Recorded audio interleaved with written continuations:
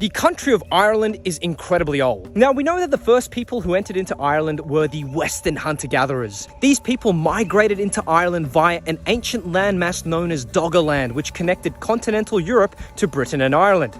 And today, when we look at the Irish genome through a Stone Age perspective, we can see that around 14% of their DNA is Western hunter-gatherer related. But if you look closely at this breakdown, there are two other components that are a lot more substantial. The first one is that of the Anatolian Neolithic farmers.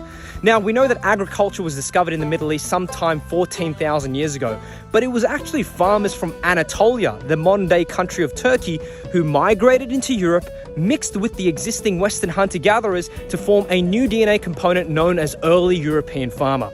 And when we look at reconstructions of these early European farmers, such as that of Blenathy woman, we can see that they look distinctively Mediterranean. Now, the second component in the Irish genome that's substantial is that of Western steppe or Indo-European related ancestry. The Indo-Europeans were a culture that originated in the Pontic-Caspian steppe, and around 4,000 years ago, they migrate all across Europe.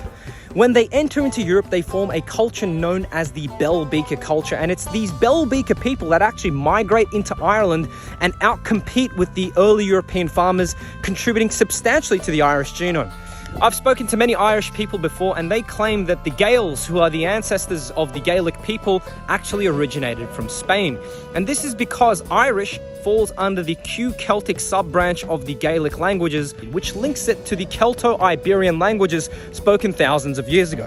Now, irrespective of where they originate from, when we look into the Irish genome, there is a huge Celtic component. As a matter of fact, when I've compared Irish genomes across a variety of different English, British, Scottish groups, the Irish actually have some of the highest levels of Celtic-related ancestry.